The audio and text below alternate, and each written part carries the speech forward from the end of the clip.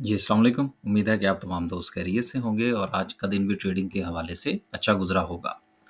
Market में एक और प्रॉफ़िट टेकिंग का दिन रहा। डिक्लाइन रहा मार्केट में रफ़ली 600 पॉइंट्स जो है ये मार्केट ने निकाले। मार्केट का हाई 79,300 88 का रहा, 80,000 के करीब रहा और मार्केट की आज अगेन क्लोजिंग जो है वो 78,000 के करीब रही। एक दिन पहले भी जो सिचुएशन थी, एक सेशन पहले, वो भी रफ़ली 78,000 ही थी और उसी के करीब जो है वो मार्केट ने अगेन जो है वो क्लोजिंग दी है। तो 78,000 का जो लेवल है, ये एक साइकोलॉजिकल लेवल जो है, ये अब बनता हुआ नज़र आ रहा है। लेकिन जिस तरह से मार्केट में हमें प्रेशर नज़र आ रहा है, चांसेस हैं कि 78,000 का जो लेवल है, वो टूट जाए। अब यहाँ पर एक सवाल ये पैदा होता है कि जब बहुत सारे शेयर्स आपको सपोर्ट पर नज़र आ रहे हों, तो क्या करना चाहिए? देखिए, इस वक़्त जो सिचुएशन थी, जो रिसेंटली मूव हमने मार्केट में देखी, वो ज़्यादातर बैंकिंग सेक्टर के हवाले से थी और वो जो सूरत-ए-हाल है, वो काफ़ी हद तक अब सेटल हो चुकी है।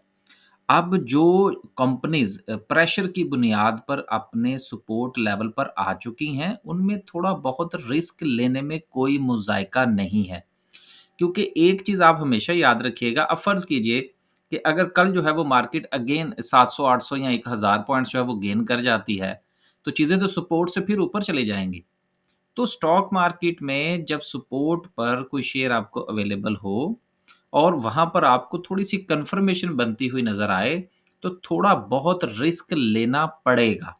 अगर आप ये कहें कि जी बिल्कुल ही ऐसा नहीं है और ज़ीरो रिस्क पर हमने काम करना है, तो ज़ीरो रिस्क पर जो काम होता है, वो मनी मार्केट में होता है, वो स्टॉक मार्केट में नहीं होता। मैंने एक वीडियो भी बनाई थी सेविंग और इन्वेस्टमेंट पॉइंट ऑफ व्यू से, उसमें बहरहाल ट्रेडिंग का लफ़्ज़ नहीं था। लेकिन जिस वक़्त आप स्टॉक मार्केट में आते हैं, तो देन कुछ ना कुछ स्टॉप लॉस का या लेवल्स के मुताबिक आपको थोड़ा बहुत रिस्क लेना पड़ता है। जब आप रिस्क लेंगे तो चीज़ें फिर इंशाल्लाह आपको प्रॉफ़िट भी देंगी और थोड़ा-सा होल्ड भी करना पड़े तो उसमें कोई मुज़ायका नहीं है। आगे चलते हैं।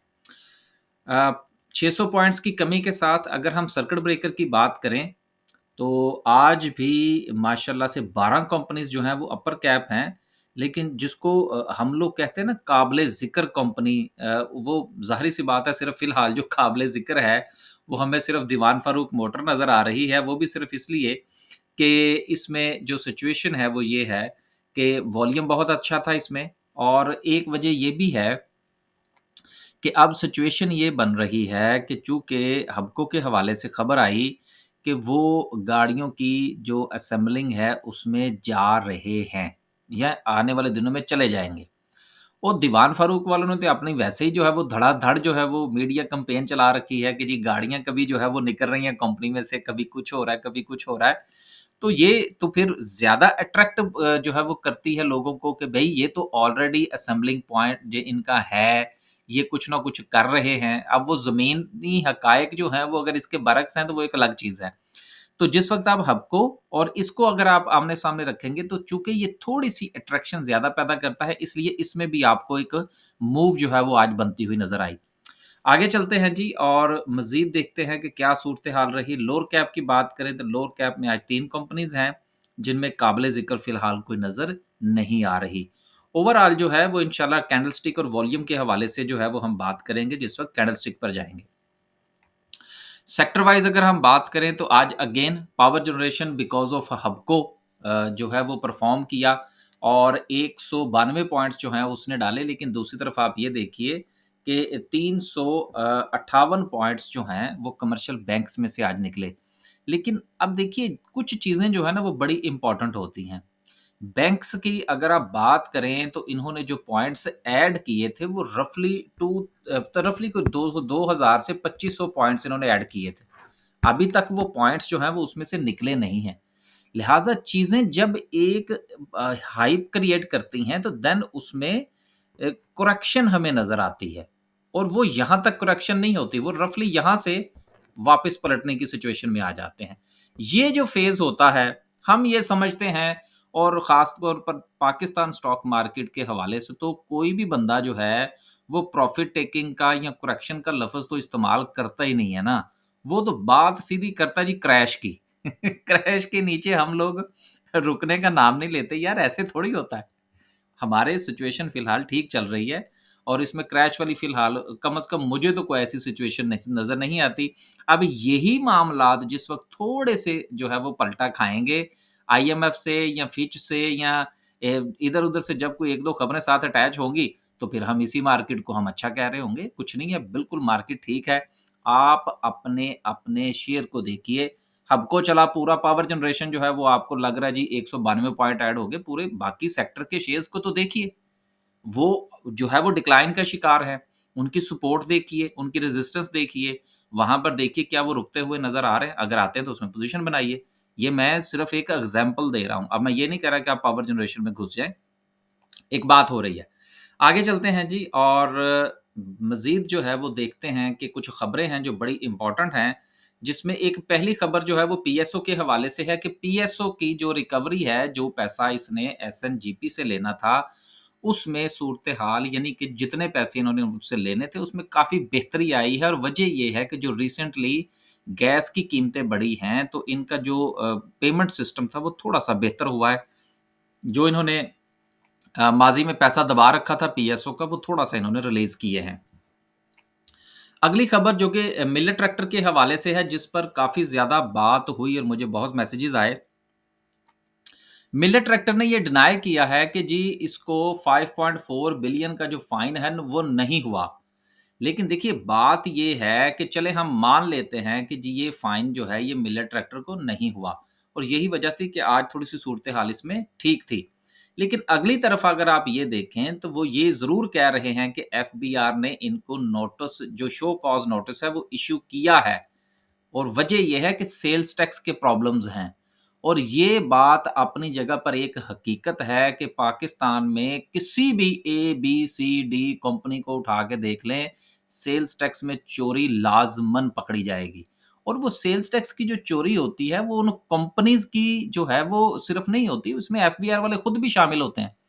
तो बेसिकली ये इस तरह के नोटिसेज़ जो हैं, ये आने वाले दिनों में आपको हो सकता है कि मज़ीद कंपनीज़ में भी नज़र आएँ, क्योंकि हुकूमत को जो है वो इस वक़्त पड़ गई है और वो ये बिल्कुल उसी तरह से है जिस तरह जो बिजली चोरी होती है, वो वापडा के अहलकारों के बगैर नहीं हो सकती। कोई 100 में से 5-7 इंटेलिजेंट हो सकते हैं कि जो चोरी करते हों, बाकी नहीं कर सकते।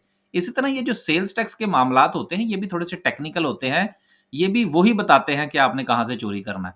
तो बहरहाल अगर ये इस सूरत-ए-हाल के तहत मिलेट ट्रैक्टर नीचे आता है, तो ये मिलेट ट्रैक्टर यार कोई बर्फ़ी बनाने वाली जो है वो कोई वो हलवाई की दुकान थोड़ी है। अगर इसको फ़र्ज़ करें कि कुछ 1-2 अरब रुपया ठुक भी जाता है, तो कोई इसमें बड़ी बात नहीं है। आने वाले दिनों में सूरत-ए-हाल बेहतर हो जाएगी। आगे चलते हैं और अगली खबर जो है वो पॉपुलर इस्लामिक मुदारबा के हवाले से है कि इन्होंने फैसला किया है कि 100 मिलियन जो है ये इंजेक्ट करने जा रहे हैं और इसमें एक अच्छी बात जो मुझे थोड़ी-सी नज़र आई है वो ये है कि ये ना तो राइट इश्यू करने जा रहे हैं बल्कि ये अपनी मैनेजमेंट को यानी कि मैनेजमेंट इसमें अपनी जो मज़ीद इन्वेस्टमेंट है वो बढ़ाने जा रही है और ₹10 पर ये जो सर्टिफ़िकेट्स हैं ये इश्यू होंगे मैनेजमेंट को, यानी कि शेयर होल्डर को नहीं, ना ही ये राइट इश्यू कर रहे हैं, ना ही ये जो है वो किसी और तरफ जा रहे हैं, बल्कि ये अपनी तरफ से जो है वो इंजेक्ट कर रहे हैं एज़ ए लोन। तो एज़ ए लोन की सूरत में जिस वक़्त ये 60 मिलियन के करीब जो है, जब ये ऐड होगा, तो फिर ₹10 के हिसाब से वो सर्टिफ़िकेट दे दिए जाएँगे and then loss and profit जैसे ही कंपनी में आएगा, तो पर सर्टिफ़िकेट के हिसाब से जो लॉस एंड प्रॉफिट बनेगा, वो मैनेजमेंट को पास ऑन कर दिया जाएगा। मुझे ये स्ट्रैटेजी जो है वो कोई इतनी बुरी नहीं लगी कि राइट्स भी इन्होंने इश्यू नहीं किए और जो मैनेजमेंट है उसका स्टेक बढ़ाया गया है। तो जब मैनेजमेंट का स्टेक बढ़ता है तो दुनिया में आप कोई भी कारोबार ले लीजिए, जिसका कारोबार है, अगर वो मज़ीद पैसा इंजेक्ट करता है, वो मज़ीद रिस्क लेना चाह रहा है, इसका मतलब ये है कि कोई हालात इतने बुरे नहीं हैं। नहीं तो वो लोगों का पैसा इंजेक्ट करवाए, किसी न किसी तरीके से राइट्स की सूरत में या व्हाटएवर जैसे भी है। तो इस पॉइंट ऑफ व्यू से अगर आपके पास ये शेयर है, तो मैं ये समझता हूँ कि ये एक अच्छा फैसला है।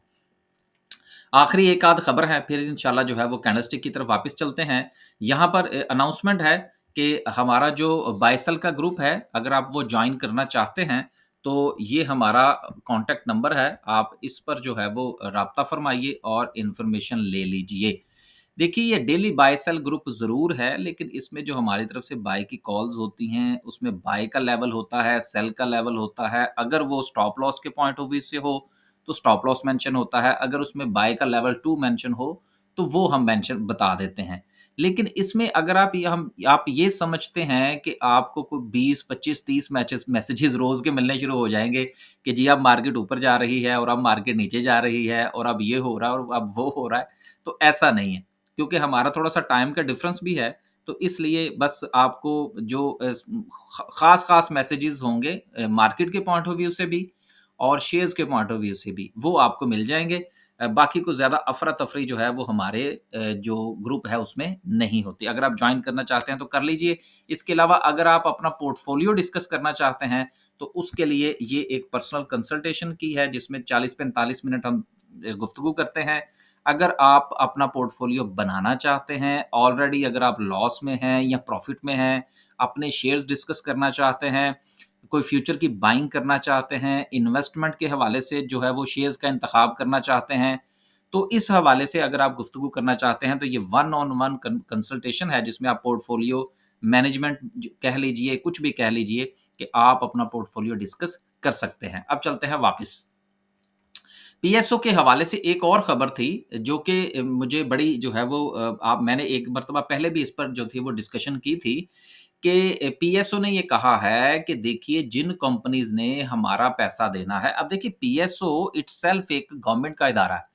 लेकिन जिस तरह से ये परफ़ॉर्म कर रहा है, इसकी मैनेजमेंट जो दूसरे हमारे गवर्नमेंट के इदारों की जो मैनेजमेंट है, उसकी निस्बत मुझे इसकी मैनेजमेंट थोड़ी बेहतर लगती है।